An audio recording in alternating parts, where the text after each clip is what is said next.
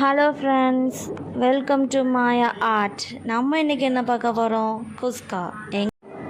வெங்காயம் தக்காளி நீளமாக நறுக்கி வச்சுக்கிறோம். பச்சை மிளகாவையும் 4 பீஸாக கட் பண்ணி வச்சுக்கலாம். அதுக்கப்புறம் கொஞ்சம் கொத்தமல்லி புதினா தனித்தனியாக எடுத்து வச்சுக்கிறோம். அதுக்கு தேவையான இஞ்சி பேஸ்ட்டையும் நான் அரைச்சி வச்சுக்கிட்டேன். அதுக்கப்புறம் கரம் மசாலா இது எல்லாமே 1 by 1 ஆட் பண்ணிக்கலாம். ஃபஸ்ட்டு அரிசி அதுக்கு முன்னாடி ½ அன் ஹவருக்கு முன்னாடியே நல்லா ஊற வச்சு எடுத்துக்கிறோம். ஒரு குக்கரில் ஆயில் விட்டு அதுக்கு தேவையான கரம் மசாலா போட்டு 1 by 1 வறுத்து எடுத்துக்கிறோம். அதுக்கு தேவையான வெங்காயம் போட்டு கோல்டன் ப்ரௌனாக வர்ற வரைக்கும் நல்லா வதக்கி எடுக்கணும். அதுக்கப்புறம் தேவையான தக்காளியும் போட்டு நல்லா மசிச்சு எடுத்துக்கிறேன். தேவையான பச்சை மிளகாவும் போட்டுக்கிறேன். சைட் பை சைடில் கொஞ்சம் கொஞ்சமாக மசாலா பொடியாக ஆட் பண்ணிக்கிறேன்.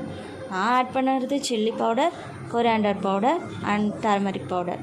அதுக்கப்புறமா கொஞ்சோண்டி தயிரை ஊற்றி நல்லா கிண்டி எண்ணெய் பிரிகிற வரைக்கும் வெயிட் பண்ணிக்கிறேன். வேணும்னா எலுமிச்சை ஜூஸ் கூட நீங்கள் விட்டுக்கலாம். அதுக்கப்புறம் கொஞ்சமாக தண்ணி ஆட் பண்ணி நல்லா கொதிக்க விடுறேன். தேவையான அளவுக்கு உப்பையும் நான் ஆட் பண்ணிக்கிறேன்.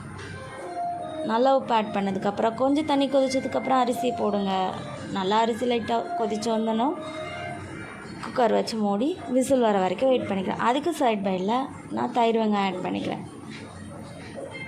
அதுக்கப்புறம் நம்ம குஸ்கா ரெடி ஆயாச்சு. இப்போ நம்ம சர்வ் பண்ணி சாப்பிட ஆரம்பிக்கலாம். உங்களுக்கு தேவையான அளவுக்கு காரம் ஆட் பண்ணிக்கோங்க.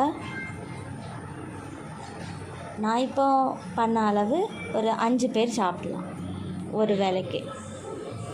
தேவையான அளவுக்கு நெய் ஊற்றி சாப்பிட்டு இப்போ சர்வ் பண்ணுறேன். Wow, yummy. தேங்க்ஸ் ஃபார் வாட்சிங்.